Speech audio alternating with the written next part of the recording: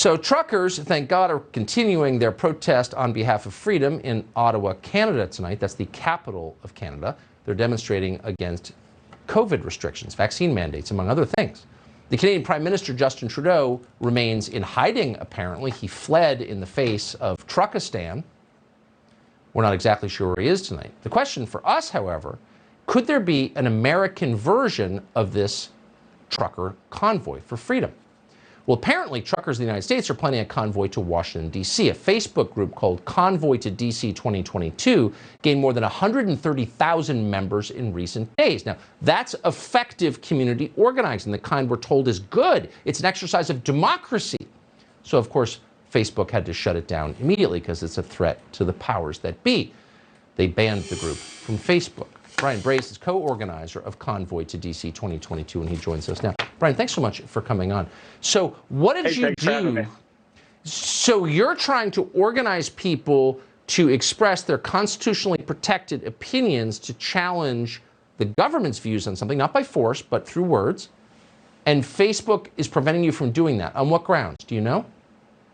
Well, they made the excuse that it was based on a violation of policies around their QAnon standards or something into that, nature. But the thing was about it was that it was there was none of that. None of us are associated with any of that. There was none of that posted on the Facebook. They won't prove that that's what it was. They won't show us what it was. And they wiped out two of the administrators' Facebook profiles altogether. I mean, they can't even make a profile. They're completely banned, even though there was nothing on their personal pages of that, that comes anywhere close to that. We have been advocating for being very center. It's not a right issue. It's not a left issue. This is an American issue. This is a human issue. This is something we are standing up to the mandates as a constitutional violation. Okay, right. These mandates are violate our constitutional rights, and we understand that truckers aren't, in the United States anyways, are not under this mandate, but healthcare workers are, teachers are, law enforcement, military. Those are our heroes, along with what I believe truck drivers are our heroes during this pandemic. Right. And so we felt it necessary to stand up, and so did Canada, and they motivated us to take action and to stand up here in the United States. It's not just our constitutional rights. It's our rights as a human being. On a global scale, this is a major violation of our human rights, or some would call our God-given rights. That's exactly right. And that applies to primarily, I would say, to the right to believe whatever you want. I'm not even sure what QAnon is 2 years in, but I know that you're allowed to believe it under the U.S. Constitution. You can believe whatever you want under the U.S. So criminalizing belief is totalitarian, is it not?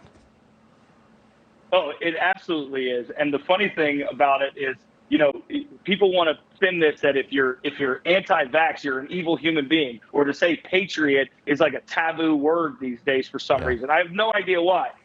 I don't get it. I can't even understand it.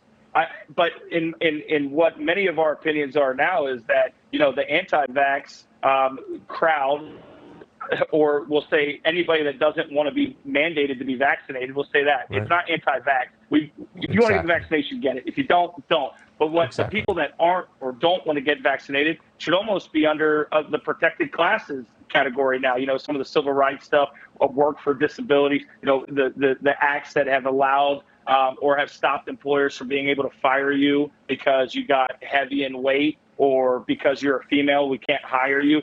Some of those things that protect those classes, protected classes as we call them, at this point, especially with the way things are going, I think it should be looked at that the unvaccinated are classified as a protected class. Yeah, well, I think kulaks have no protection by definition. So, but we're certainly supporting your constitutional right to peacefully assemble and petition your government verbally for change. I think you should be doing that, and we support it. Brian, thanks so much for coming on tonight. Thank you.